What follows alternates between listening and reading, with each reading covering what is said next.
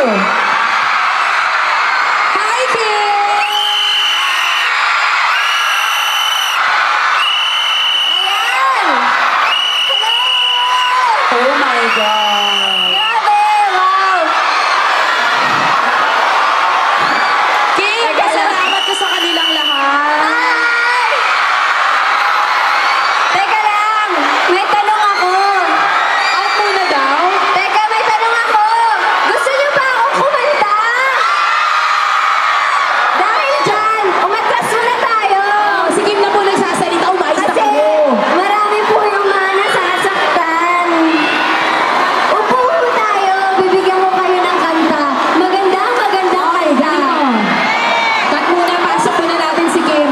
Sige, pasok po muna natin siya. Ayan, upo muna tayo ha. Kasi marami na pong nasasaktan. Ayan.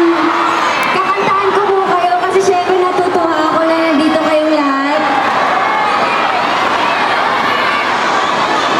Kuya, wala na akong magawa kundi tamawa ako dito. Hindi po siya kakanta ng ganito kayo. Pasensya na po.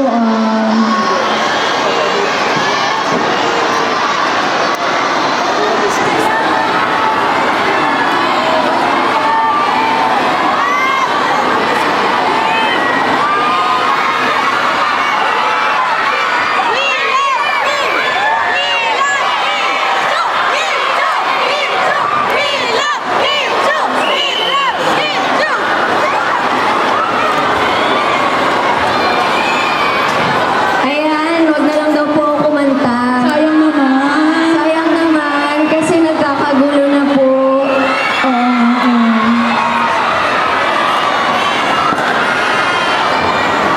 Ayan, next time na lang daw. Invite natin sila sa gabi ng katotohanan bukas. Yes, gabi ng katotohanan po. Bukas na po yan.